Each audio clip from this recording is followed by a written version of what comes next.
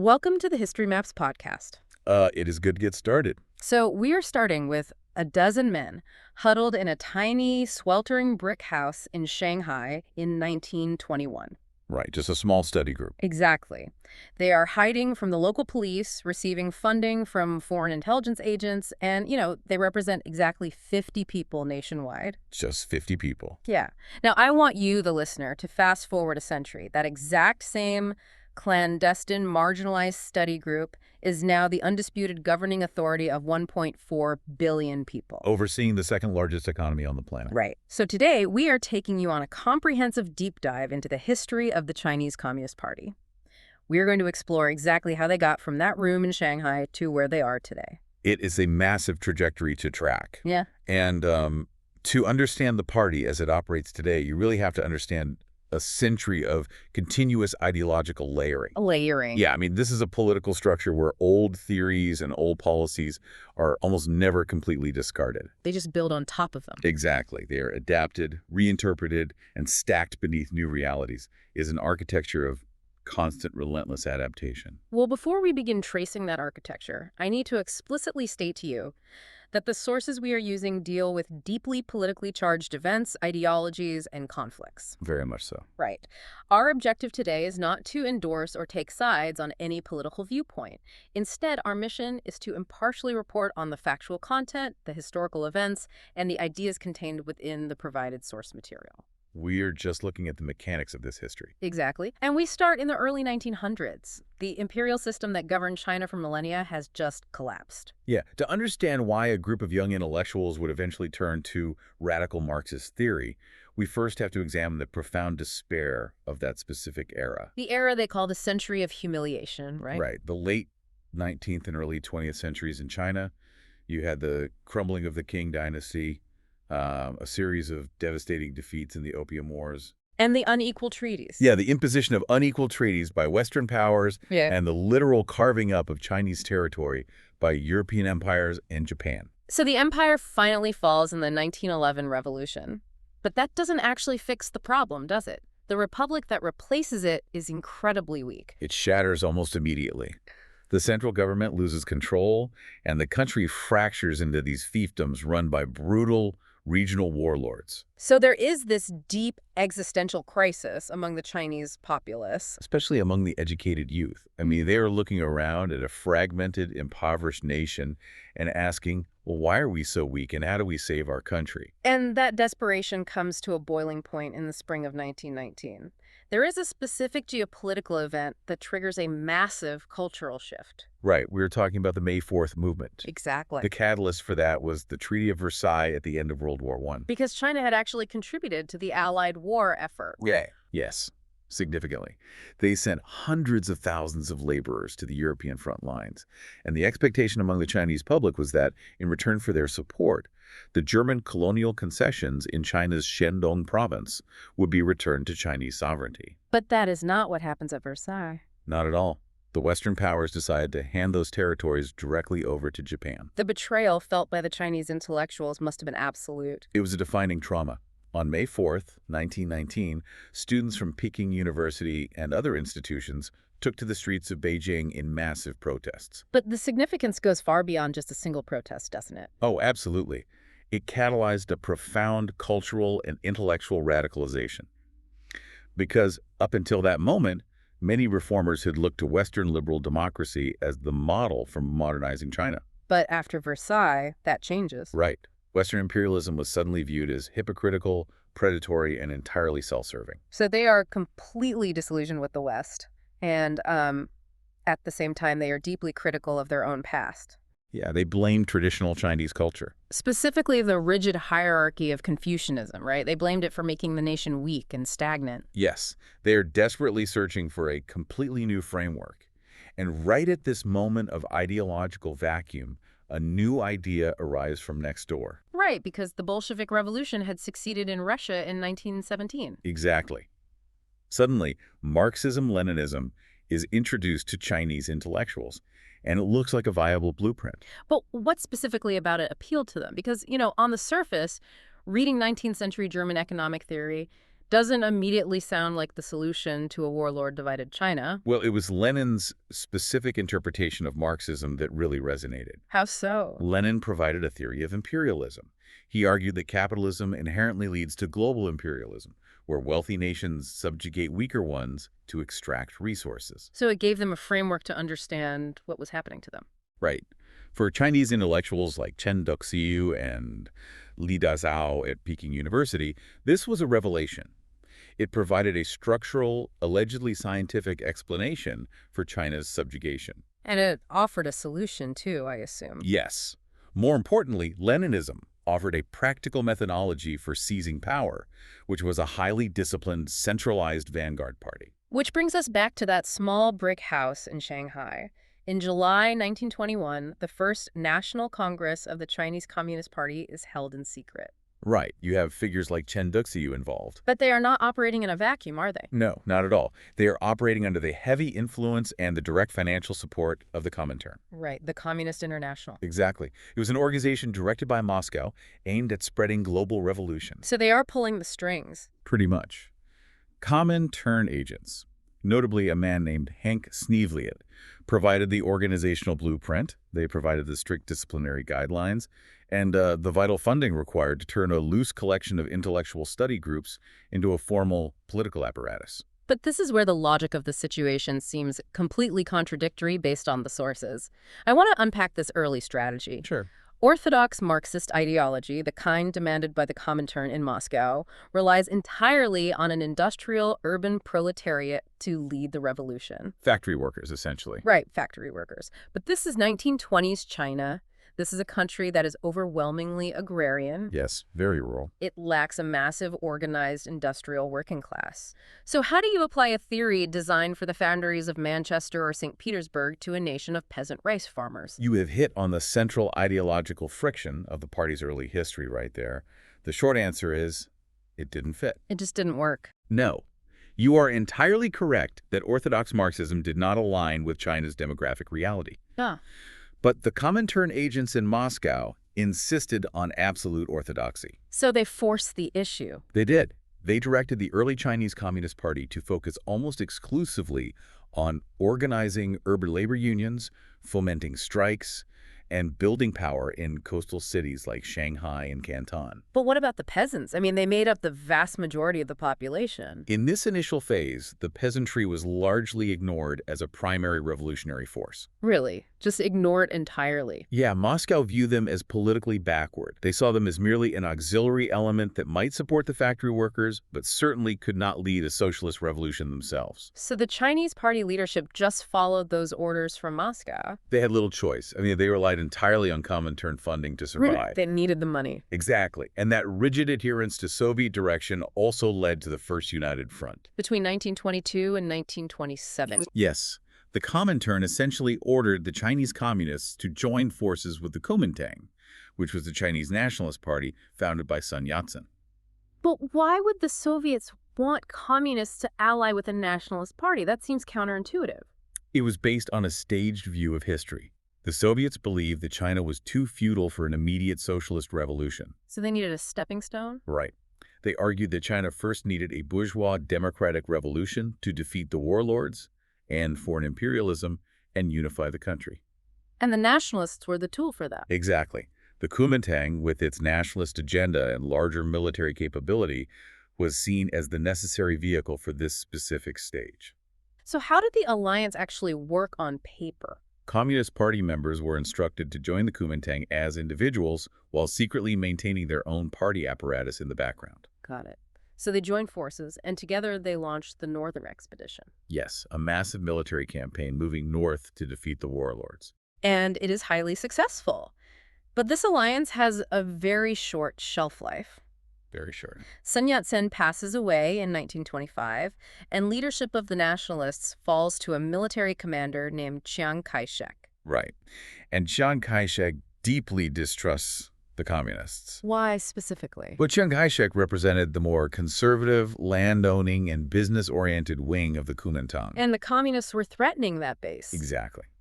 As the Northern Expedition progressed, The communists were highly successful at organizing massive labor strikes and peasant uprisings in the territories they captured. I see. Chiang saw this growing grassroots power as a direct threat to his authority and to the social order his supporters relied upon. And that tension finally snaps in April 1927. Yes, it does.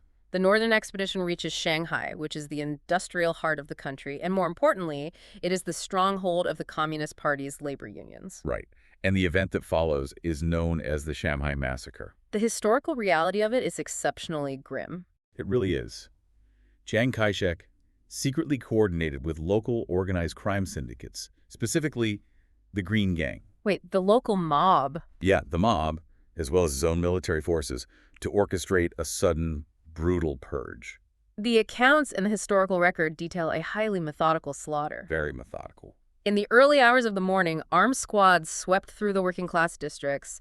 Thousands of communists, labor leaders, and union members were dragged into the streets and executed. The urban infrastructure of the Communist Party, the very foundation that the Comintern had spent years demanding they build, was effectively annihilated overnight. But the violence didn't stop in Shanghai, did it? No, it triggered a nationwide purge by the nationalists.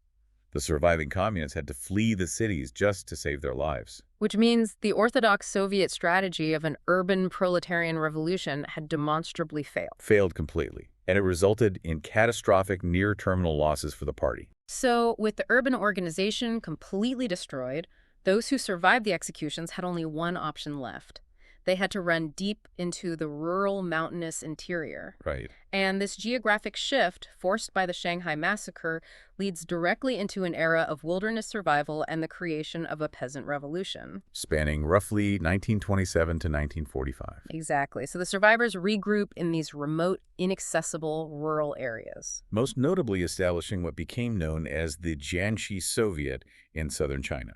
Now, what exactly does Soviet mean in this specific context? Because we usually associate that word with Russia. Well, in this context, a Soviet simply refers to a rural base area governed by communist councils. So it is just a geographic zone. Right, the zone where the party effectively operated as the local government. And it is here, in the mountains of Jiangxi, isolated from the Comintern's daily micromanagement in the cities, that a fundamental shift in ideology begins to take root. And this shift is championed by Mao Zedong. Yes. Mao had been operating in rural areas for a while, right? He had. And he starts making an argument that directly contradicts the orthodox theory from Moscow.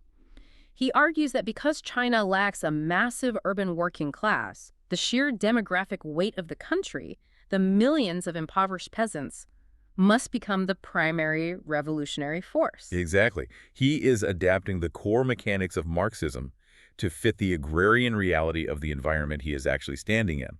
But to orthodox Marxists in Moscow, that must have sounded crazy. Oh, to them and even to some of the party leaders who had just fled the cities, this was pure heresy. Right. But to Mao, it was a pragmatic necessity on the ground. I mean, you cannot build an army out of factory workers if there are no factories in the mountains. That makes perfect sense. Yeah. So how do they mobilize the peasants? What is the mechanism for getting a desperately poor tenant farmer to pick up a rifle and fight?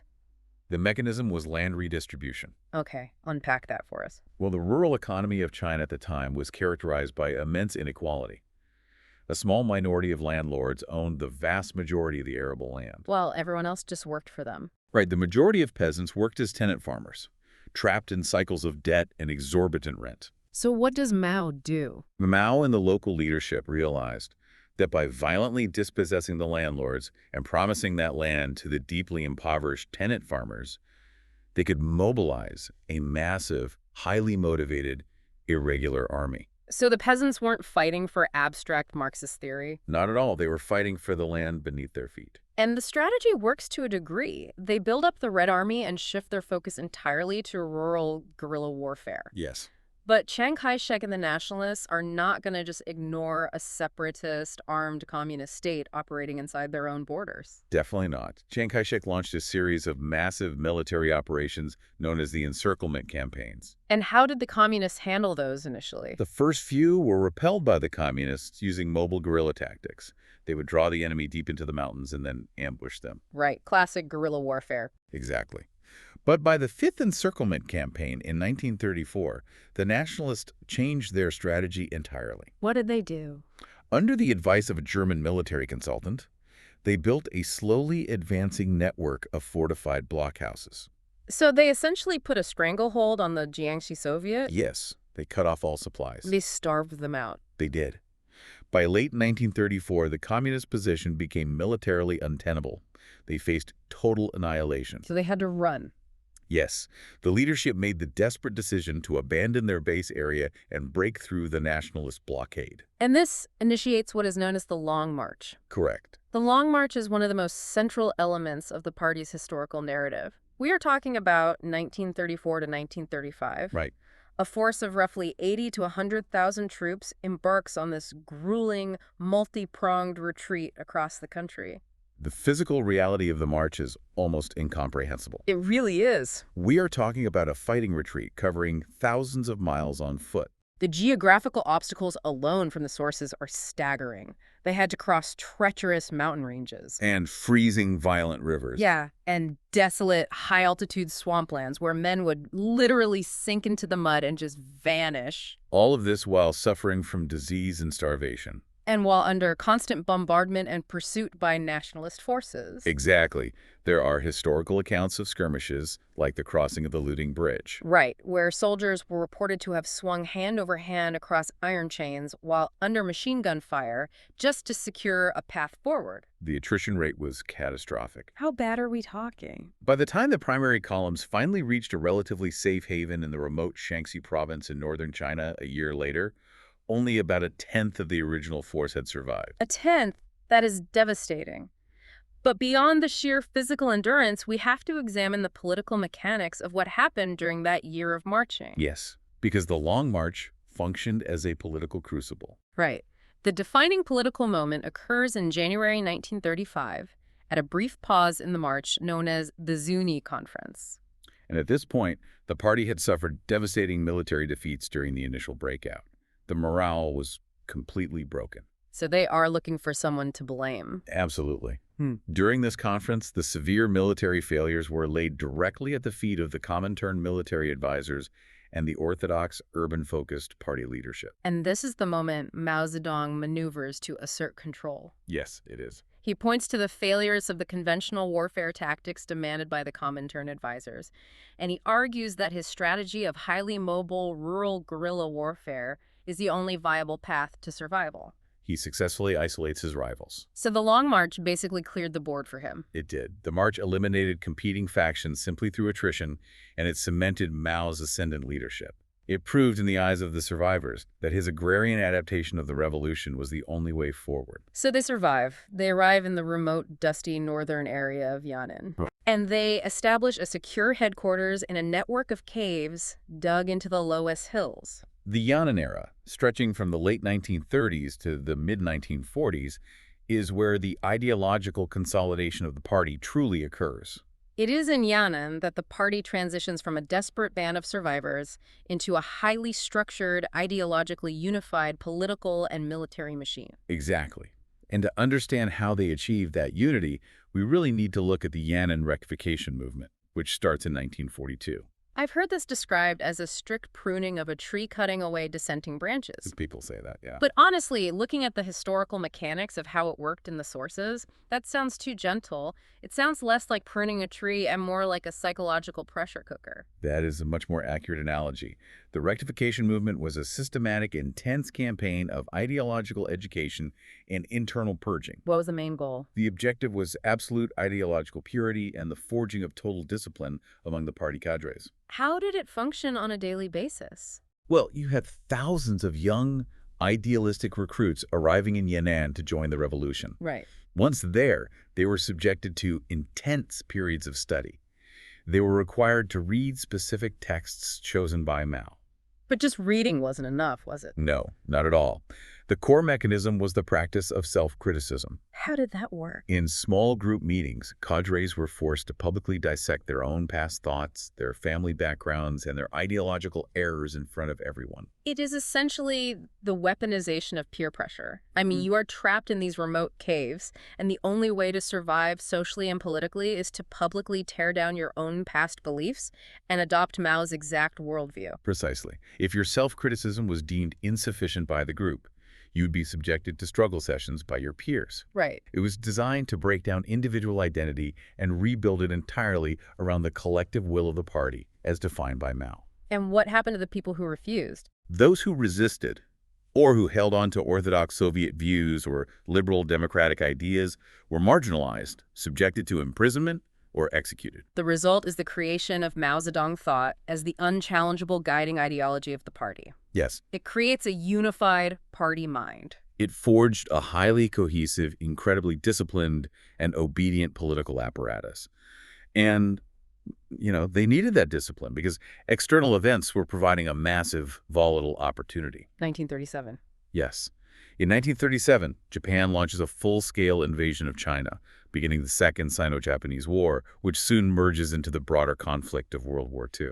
This invasion poses an existential threat to the entire nation. It forces a pause in the Civil War. A temporary one, at least. Right. The communists and the nationalists agree to a second united front to fight the Japanese together. That was the official stance, yeah. But looking at the research, it seems like the dynamics on the ground were very different from what that official alliance suggested. The communists actually used this wartime chaos to their massive advantage. It was a masterclass in strategic expansion, honestly.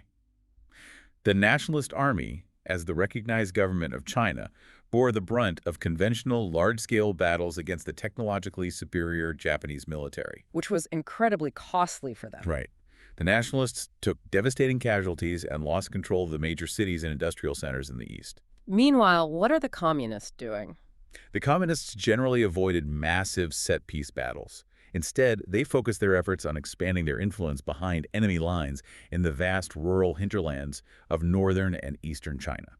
So they are using the distraction to grab territory. Exactly. They utilized their expertise in guerrilla warfare, harassing Japanese supply lines but preserving their core military strength. And as they expand into these new rural areas, how do they win over the local populations? Do they immediately start violently dispossessing landlords like they did back in Jiangxi? No.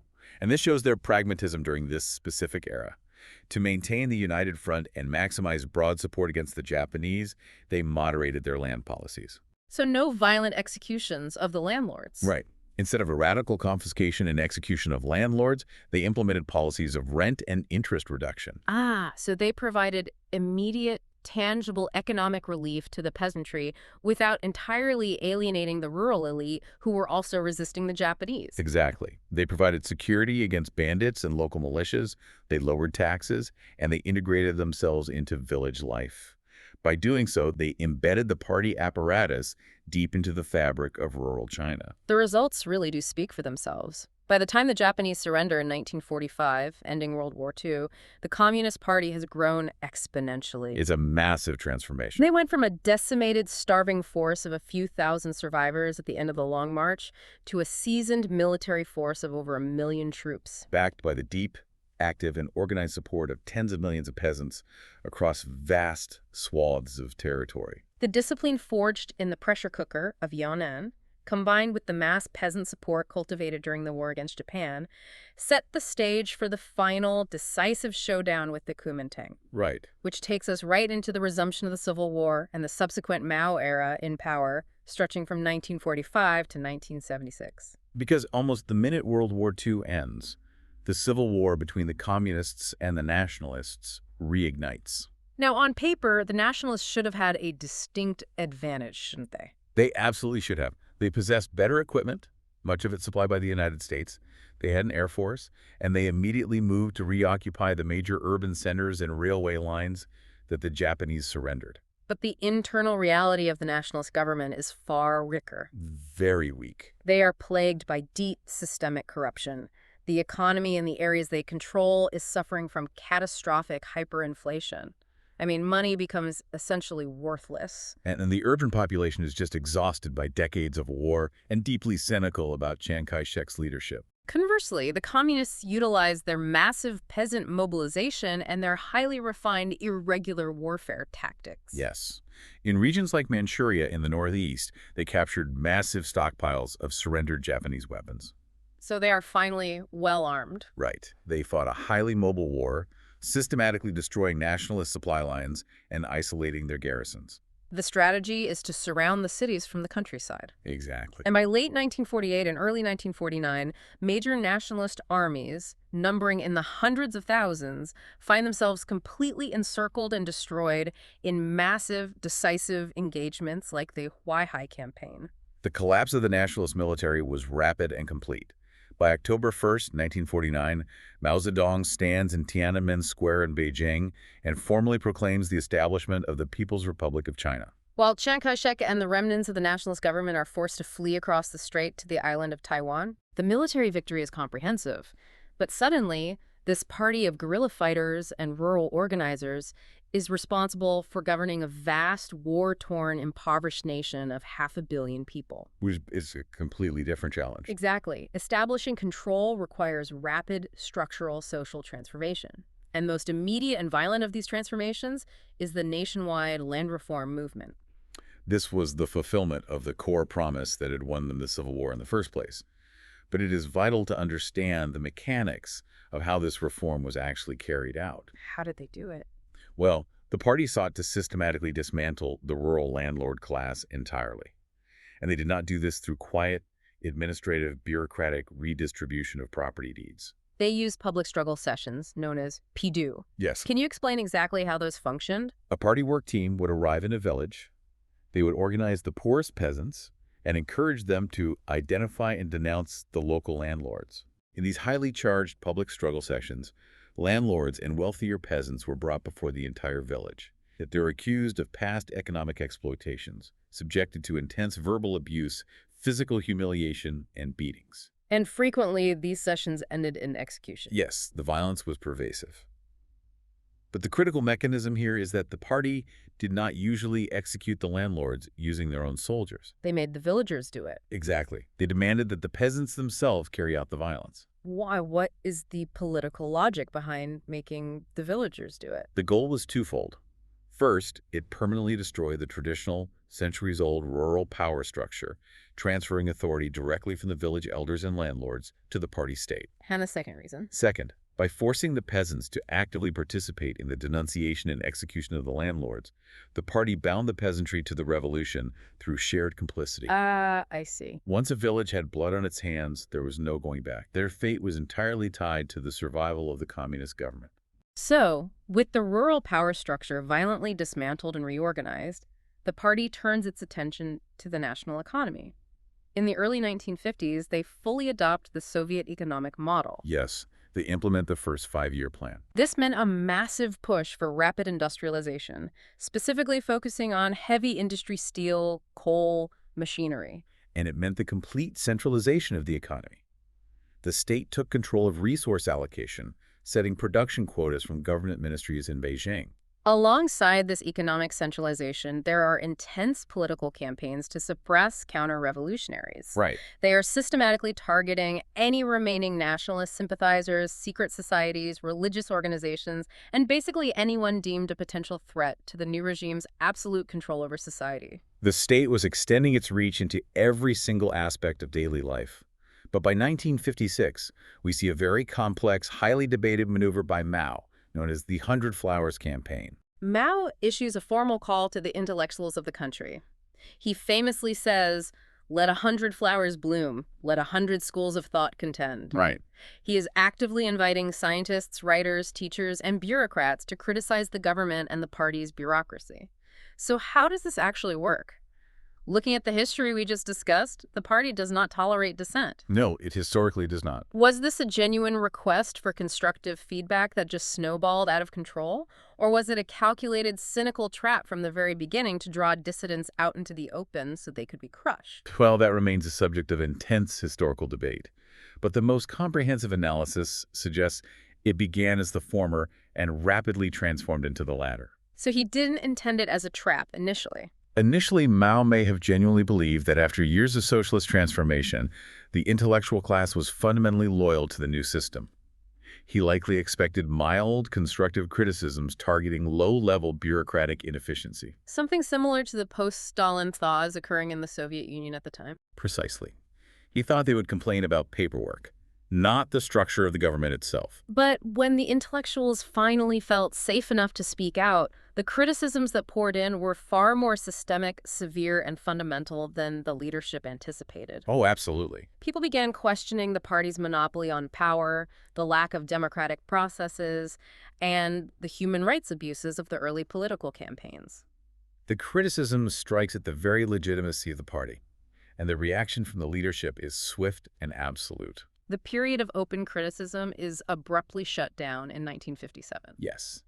And Mao launches the anti-rightist campaign. The consequences of this campaign were devastating for Chinese intellectual and civic life, weren't they? Truly devastating. Hundreds of thousands of individuals who had answered Mao's call and spoken out were suddenly labeled rightists. What happens to you if you are labeled a rightist in 1957? You are stripped of your job, your housing, and your social standing. Just like that. Just like that, you are subjected to public humiliation, and the vast majority were sent to remote rural labor camps for re-education through labor. The physical and psychological toll was immense. It was. But the broader societal impact was the establishment of a chilling culture of absolute conformity. It effectively silenced intellectual dissent in China for an entire generation. No one would dare speak truth to power again. And that profound silence, that terror of telling the leadership anything they don't want to hear, forms the direct administrative backdrop for one of the most tragic periods in modern human history. Yes. The Great Leap Forward, spanning 1958 to 1962. Mao had grown deeply impatient with the slow, incremental bureaucratic progress of the Soviet-style economic model. He wanted faster results. He believed that the sheer willpower, ideological fervor, and mass mobilization of the immense Chinese population could rapidly transform the country from an agrarian economy into an industrial superpower overnight. Entirely bypassing normal economic developmental stages. The execution of this idea on the ground is radically disruptive. The government orders the total nationwide collectivization of agriculture. Right. The peasants, who had just received their own land a few years prior during land reform, are now forced to surrender it. Private property is completely abolished. Peasant households were merged into massive, state-controlled communes, sometimes consisting of tens of thousands of people.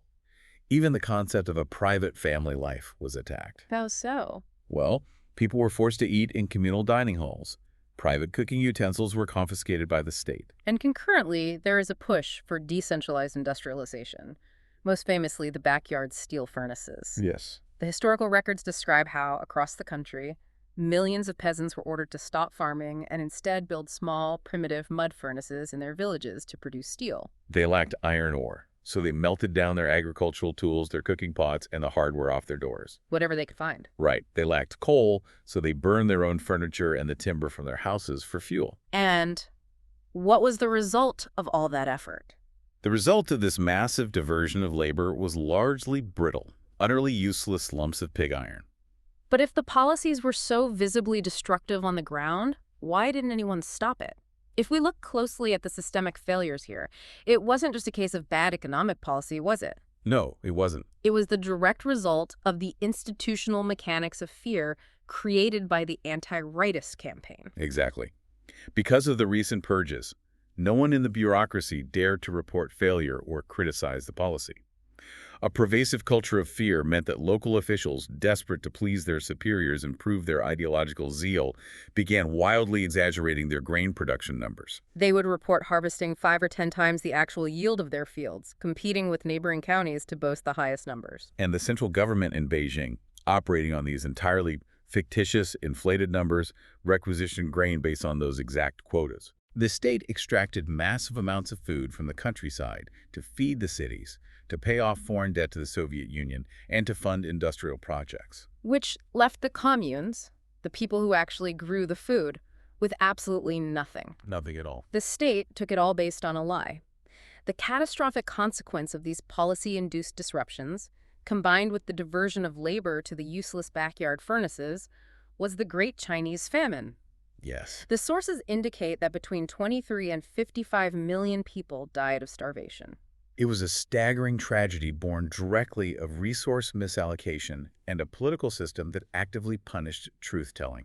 The sheer, undeniable scale of the disaster eventually forced a temporary retreat, didn't it? It had to. Pragmatic leaders within the party bureaucracy, primarily figures like Liu Shaoqi and Deng Xiaoping, Hmm. had to step in and restore a degree of economic rationality just to prevent total societal collapse. What did they do? They quietly brought back small, private agricultural plots and basic market incentives. And as they stabilize the economy, Mao's personal prestige is severely damaged.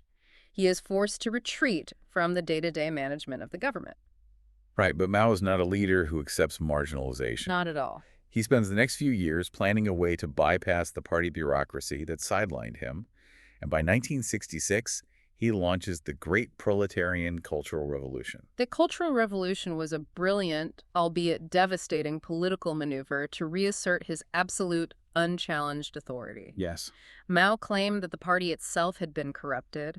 He argued that bourgeois elements and capitalist roaders had infiltrated the highest levels of the government and society and were trying to restore capitalism. And because he can't trust the party apparatus, he turns to the youth.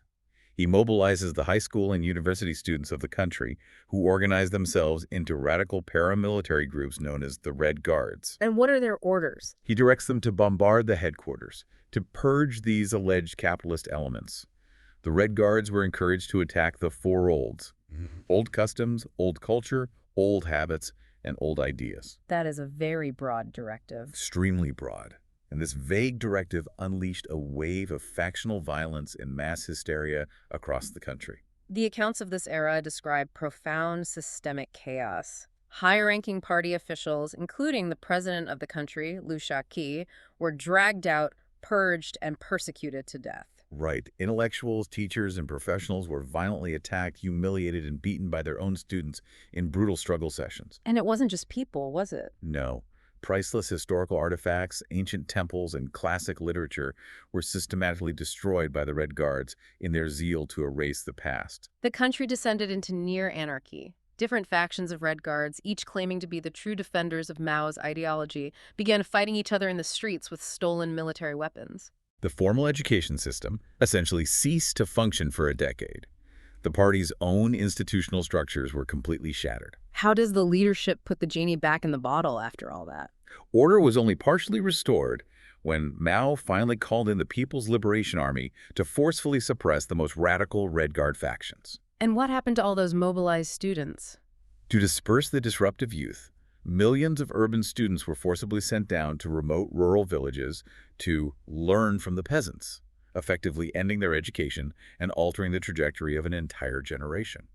This era of continuous upheaval only truly comes to an end in September 1976 with the death of Mao Zedong. Yes, followed shortly by the arrest of his most radical supporters, a group known as the Gang of Four. The impact of the Cultural Revolution cannot be overstated. It severely damaged the foundational legitimacy of the Communist Party. It did. So Mao dies in 1976. The country is economically devastated. The education system has been shut down for 10 years. Right. The general population is utterly traumatized and exhausted by decades of continuous violent class struggle. The party is staring down the barrel of total collapse. They really are. How do the survivors and the leadership step back from that brink without destroying the party itself? This leads us into the era of pragmatism, reform, and opening up, beginning in 1978. There is a brief transitional period under a leader named Hua Guofeng. Hua attempted to maintain orthodox Maoist policies with a directive known as the two whatevers, Which meant what? essentially pledging to uphold whatever policy decisions Mao made and follow whatever instructions he gave. But this proved completely inadequate for a country desperate for recovery. This is when Deng Xiaoping maneuvers his way back into power, eventually becoming the paramount leader. Yes. And Deng introduces a philosophy that completely pivots the party's direction. The phrase is, practice is the sole criterion of truth. In the context of party history, this was a revolutionary ideological shift. Why is that? For decades, truth was dictated by Marxist-Leninist dogma and Mao's decrees. Deng's philosophy meant that policies should no longer be judged by their ideological purity, but by their practical results. So it was purely results-driven. Right. If a policy produced economic growth and improved the living standards of the people, It was deemed correct, regardless of whether it sounded capitalist or communist. But they have a massive political tightrope to walk here. They have to invalidate the disastrous, radical policies of the Cultural Revolution in order to reform the economy. Yes, they do. But they cannot entirely denounce Mao because Mao is the foundational symbol of the party's right to rule. If they say Mao was a complete failure, they destroy their own legitimacy. Exactly. The party leadership navigated this by issuing a formal historical resolution in 1981. They officially condemned the Cultural Revolution as a severe, comprehensive mistake, and they held Mao personally responsible for it. But they didn't throw him out completely. No, however, they concluded that his contributions to the foundation of the Chinese Revolution far outweighed his later mistakes. Right. The official evaluation was that Mao was 70% good and 30% bad. It is a pragmatic compromise. It allows the party to discard the destructive economic and social policies, clear the path for reform, while maintaining institutional continuity and preserving Mao's portrait on the gate of the Forbidden City. With that ideological pathway cleared, Deng initiates sweeping economic liberalization in the 1980s. The first major shift occurs in the countryside, with the decollectivization of agriculture.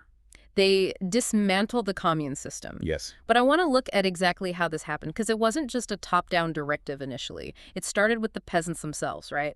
The mechanics of the household responsibilities system. The defining narrative of this shift involves Xiaogang village in Anhui province in late 1978. What happened there? The village was starving under the commune system. One night, 18 farmers gathered secretly in a mud hut. They signed a clandestine contract, sealing it with their red thumbprints, agreeing to secretly divide the communally owned land among their individual families. Wow, that was incredibly risky. It was. They also swore a blood oath to raise the children of any man who was executed if the government found out. They were literally risking their lives just to farm their own plots. Yes. But the result was immediate. With the incentive of keeping what they grew, the village produced a massive surplus the very next harvest, producing more grain in 1 year than they had in the previous 5. And what did the government do when they found out? When local reform-minded officials saw these undeniable results, rather than punishing the farmers, they allowed the experiment to spread. This eventually became official state policy, known as the household responsibility system. Under this system, the agricultural land is still technically earned by the state or the collective, but it is contracted out to individual peasant households on long-term leases. Right. Once the family meets a set production quota for the state, they are allowed to sell any surplus crops on the open market for personal profit. This reintroduction of market incentives led to massive increases in agricultural output and a rapid historic reduction in rural poverty. They also start experimenting with the urban economy and foreign investment by creating special economic zones. Shenzhen is the most famous example. How do these zones function? The leadership cordoned off specific coastal cities and granted them the flexibility to operate outside the strict, centrally planned economy. So they're like little bubbles of capitalism. Exactly. Within these confined geographic areas, they allowed capitalist market practices, they invited foreign direct investment, and they permitted private enterprise to operate, utilizing cheap Chinese labor to produce goods for export. And they use these zones as localized laboratories to test the viability of market reforms before applying them nationwide. Right. This entire approach was termed socialism with Chinese characteristics. So let's use an analogy to understand how radical this was internally. It is like Deng Xiaoping decided to take a classic mid-century car, which represents the rigid, orthodox Communist Party structure. Okay. He pops the hood, rips out the old, failing state plan motor, and installs a completely new, high-performance capitalist-style engine into it. But he fiercely guards the exterior chassis, the paint job, the red flags, and the hood ornament. So as it drives down the street, to the public eye, the car looks exactly the same as it always did, even though the mechanics powering it have fundamentally completely changed. That captures the internal dynamic perfectly. The economic mechanisms were radically altered to embrace market forces, but the political monopoly of the Communist Party remained absolute and unchanged. But that creates an inherent massive tension. You have rapid economic liberalization, you have an opening up to Western trade, investment, and necessarily Western ideas, all coupled with a strict, unyielding, authoritarian political control. Yes. That friction has to build up over time. And it built up rapidly. Throughout the 1980s, as the economy grew at an unprecedented rate, So did inflation. And corruption. Yes, more importantly, corruption skyrocketed. Party officials with access to state-controlled resources exploited the dual-track pricing system, buying goods at cheap state prices and selling them on the open market for massive personal profits. This creates deep resentment among the public.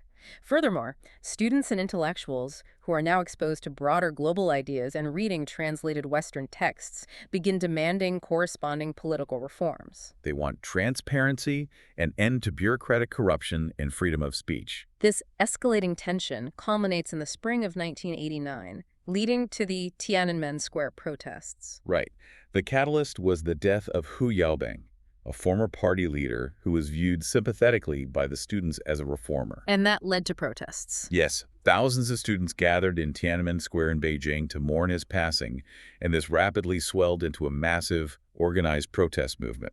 Over the course of weeks, the protests grew to include not just students, but workers, journalists, teachers, and ordinary citizens, eventually numbering in the hundreds of thousands occupying the center of the capital. They were calling for democratic reforms, an end to systemic corruption, and greater civic freedoms.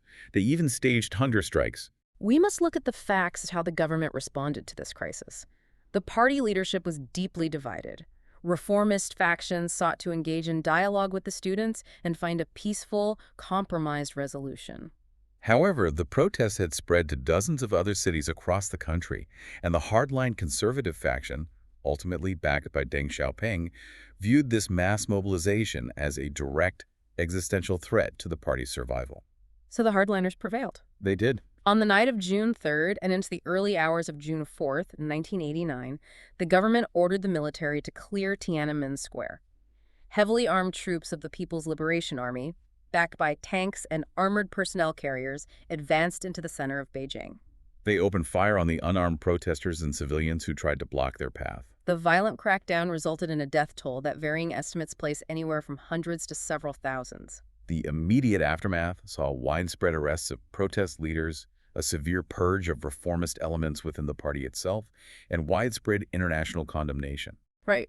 Western nations imposed immediate economic and military sanctions on China, isolating the country diplomatically. So, looking at the mechanics of power, what does the violence of 1989 mean for the party's trajectory going forward? The events of 1989 solidified a fundamental compact between the state and the people. The party demonstrated its absolute, unflinching commitment to prioritizing regime stability over any form of political pluralism. So they drew a clear line. Yes. The message was unmistakable. Economic reform and the pursuit of wealth would be allowed to continue, but any challenge to the party's monopoly on power would be met with overwhelming military force. The post-1989 leadership recognized that they were internationally isolated, and they had just used the army against their own citizens. Right. To justify their continued monopoly on power and prevent future uprisings, they had to prove they could deliver undeniable material wealth and constantly rising living standards to the population. Performance legitimacy, the ability to deliver economic growth, became their primary, indispensable pillar of support. That dynamic leads us directly into the technocratic era, defined by massive wealth creation and growing inequality, stretching from 1989 to roughly 2012. Right. In the 1990s, under the leadership of Jiang Zemin, the economy goes into absolute overdrive. Jiang Zemin, working closely with his premier, Zhu Rongji, pushed forward aggressive, often painful economic restructuring. They undertook the massive task of reforming the bloated state-owned enterprises. What did that reform actually look like on the ground? It meant shutting down thousands of inefficient state-run factories. This resulted in millions of urban workers losing their jobs and the cradle-to-grave social benefits, the iron rice bowl that the state had previously guaranteed. That is a massive social shock. It was a period of severe social dislocation, but it modernized the industrial sector and made it competitive. At the same time, they actively courted foreign direct investment, building the infrastructure that turned China into the factory of the world. This era culminates in 2001 with a monumental geopolitical shift: China's entry into the World Trade Organization. Yes. This fully integrates the Chinese economy into the global market, and it directly impacts every listener tuning in today. The clothes you wear, the electronics you use, the furniture in your house, the supply chains for all of those products are deeply tied to this specific policy shift in 2001. Absolutely. But this economic integration raises a glaring ideological question. How does a party founded specifically on the goal of eliminating capitalists deal with a booming private sector that is suddenly creating billionaires? This ideological conundrum is addressed by Jiang Zemin through a critical theoretical contribution known as the Three Represents. Which was officially incorporated into the party's guiding ideology, right? Yes. The theory essentially stated that the party must always represent three things: the development trends of advanced productive forces, the orientations of an advanced culture, and the fundamental interests of the overwhelming majority of the people. That sounds like a lot of dense bureaucratic phrasing designed to sound important without meaning anything. It does sound like that, yeah. Let's unpack the mechanics of this. What did the Three Represents actually do in practice? In practice, the phrase advanced productive forces was a theoretical justification to officially open Communist Party membership to private entrepreneurs, business owners, and the new capitalist elite. Wait, really? So a party that literally executed rural landlords and wealthy business owners in the 1950s turned around in 2001 and actively invited billionaires to join their ranks. Yes. That isn't just an adaptation, that is an ideological 180-degree turn. How did the old guard true believers swallow that? It was highly controversial internally, but the logic was grounded in political survival. The party recognized that the private sector was driving the nation's wealth. So they needed them. Right. If they excluded the newly wealthy business class from political power, that class would eventually become a powerful, organized opposition pushing for political reform. Ah. By bringing the capitalists inside the tent, offering them party membership and political protection, the party ensured their loyalty. They neutralized a potential threat by absorbing it, effectively layering a pro-business philosophy directly over their Marxist foundation. As we move into the 2000s under the leadership of Hu Jintao, the consequences of this rapid, unchecked hypergrowth become impossible to ignore. Yes, the GDP is skyrocketing and hundreds of millions are being lifted out of poverty, but it is coming at a severe systemic cost. The sources outline three major interconnected crises brewing beneath the surface during Hu Jintao's tenure. First, there was severe environmental degradation. From all the industrial expansion. Exactly. The relentless pursuit of industrial expansion without regulation resulted in heavily polluted river systems, toxic air in major urban centers, and widespread ecological damage that directly impacted public health. Second, you see a massive and accelerating wealth gap. The economic boom heavily favored the coastal urban centers, cities like Shanghai, Shenzhen, and Guangzhou, while the vast rural interior, hundreds of millions of agricultural workers, largely stagnated, creating a deeply fractured society. And third, there was rampant systemic corruption. Right. With so much money flowing through a system where local officials exercised immense discretionary power over land rights, construction contracts, and state loans, graft became institutionalized at almost every level of government. To address these growing social fissures, Hu Jintao introduced the scientific outlook on development and the concept of building a harmonious society. These concepts aim to shift the governmental focus away from blind GDP growth at all costs and towards more balanced, sustainable development. So it was an attempt to course correct. Right. It was an attempt to address the glaring inequalities, improve the social safety net, and maintain social stability in the face of thousands of localized protests over land seizures and pollution. But looking at the historical record, did those policies actually work? Only marginally. Despite the immense economic success on paper, these moderate policies struggled to curb the deeply entrenched vested interests and the systemic corruption of local fiefdoms. So the problems kept growing. They did. By the end of Hu Jintao's term in 2012, there was a palpable sense of internal crisis within the upper echelons of the party. The ideological drift, the glaring wealth inequality, and the sheer scale of the corruption were seen by many party elders not just as administrative problems, but as an existential threat to the party's long-term survival. They feared losing the mandate of the people entirely. Exactly. Which brings us to the present day, entering an era of consolidation and new governance, from 2012 to the present. Xi Jinping ascends to the position of General Secretary, and he immediately moves to address this internal crisis by launching a massive, unprecedented anti-corruption campaign. The campaign was branded as targeting both high-ranking tigers and low-level flies. It was sweeping in its severity. Who was targeted? Hundreds of thousands of party officials, high-ranking military officers, state-owned enterprise executives, and regional bosses were investigated, disciplined, stripped of their assets, or imprisoned. But the sources indicate this campaign functioned with a dual mechanism. It did. On one level, it addressed a genuine systemic rot that was destroying the party from the inside. Because the corruption was actually real? The corruption was undeniably real, and purging these corrupt officials was highly popular with the general public. It helped to restore a measure of trust and legitimacy in the party's governance. But on the other level, On the political level, the campaign was utilized as a highly effective tool for centralizing power. By aggressively targeting entrenched patronage networks and factional strongholds, Xi Jinping systematically eliminated political rivals and consolidated authority within his own hands to a degree not seen in China since the era of Mao Zedong. and alongside this immense centralization of political power comes a massive ideological resurgence. A new doctrine, Xi Jinping thought on socialism with Chinese characteristics for a new era, is officially enshrined into the party charter and the state constitution. We see a deliberate revival of a more prominent, centralized party role in absolutely all aspects of life. Which is a shift from the previous eras. Yeah, under previous administrations, particularly during the Jiang and Hu eras, there was a tacit degree of separation between the party apparatus and the state bureaucracy, and a wide berth given to private business. Under Xi Jinping, that separation is systematically erased. The new operating principle is that the party leads everything. The party apparatus has reasserted direct, active control over the private sector. How does that look for businesses? Major corporations are required to host active party cells, and business leaders are expected to assure strict compliance with political directives and national strategies, ending the era of unbridled apolitical capitalism. This era is also deeply defined by the implementation of modern tools of governance. We are looking at the deployment of an advanced, technology-driven model of state control. The sources detail the development and integration of the social credit system. Right.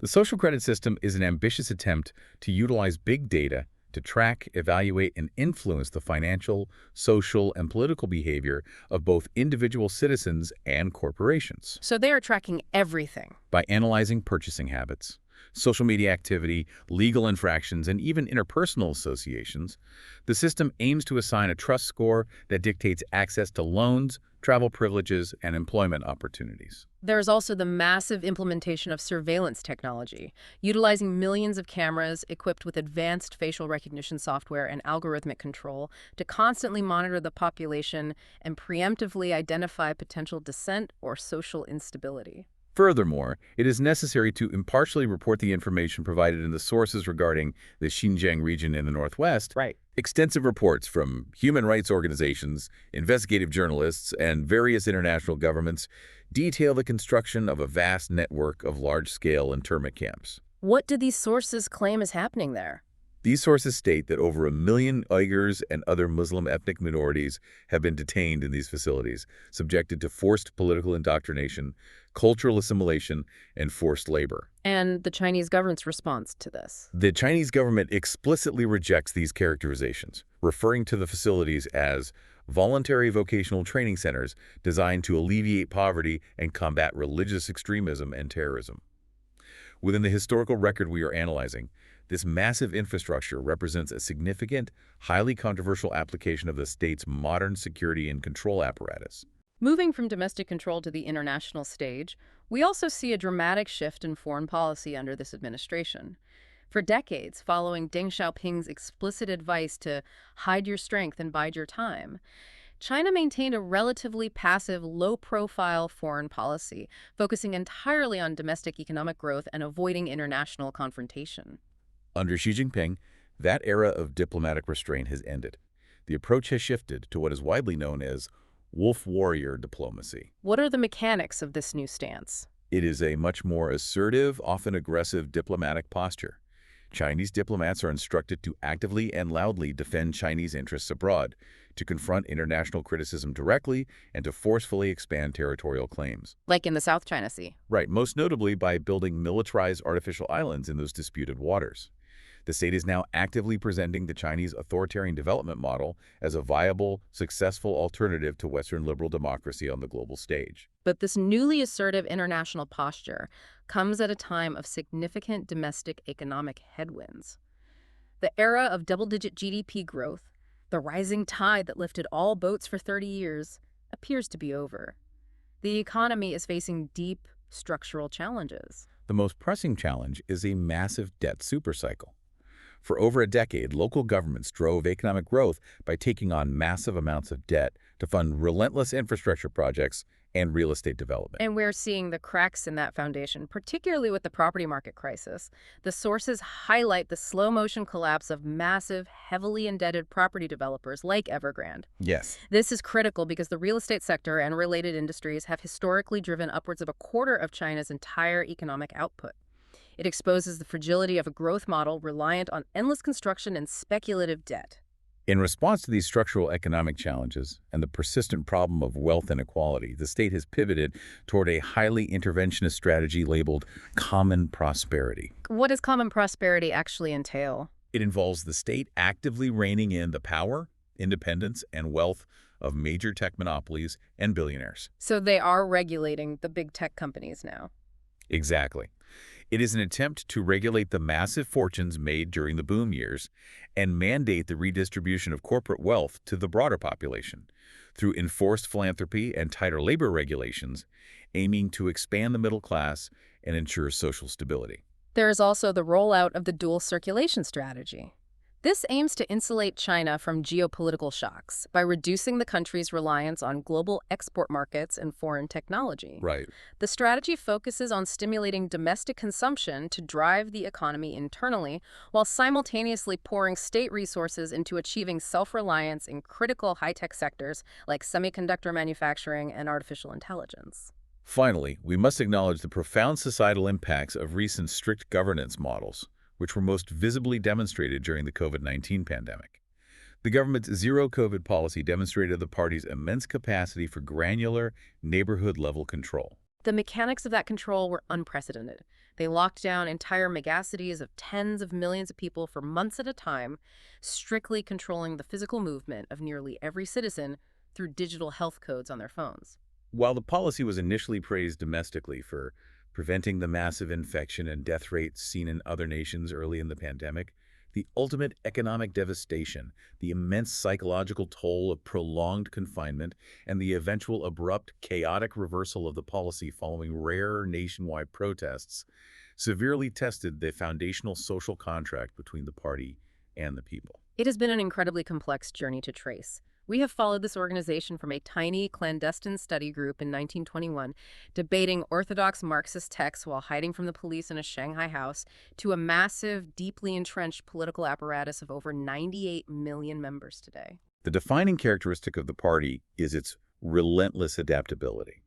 We have seen it pivot its core ideology to survive, from orthodox urban Marxism to a rural peasant guerrilla revolt, to adopting rigid Soviet centralization, to embracing global market capitalism, and now shifting toward high-tech authoritarianism and nationalist centralization. It is a history of survival through constant pragmatic adaptation. But looking at the mechanics of all those shifts leaves us with a final thought to mull over. Yeah. The party has historically survived by layering these deeply contradictory ideologies on top of one another. You have elements of original Marxism, the mass mobilization of Maoism, the wealth creation of market capitalism, and now this centralized nationalist tech governance, all stacked together without the party ever truly throwing the old ideologies away. You just keep adding layers. Exactly. The open question, as we look to the future, is whether a structural foundation built on so many deeply inherent ideological contradictions can remain stable under the building pressure of a slowing economy, a massive debt burden, and a rapidly aging, shrinking population. Or will those internal pressures require yet another radical, unprecedented reinvention of the party in order for it to survive the 21st century? That is the big question. Thank you for listening. History Maps. Learn history visually.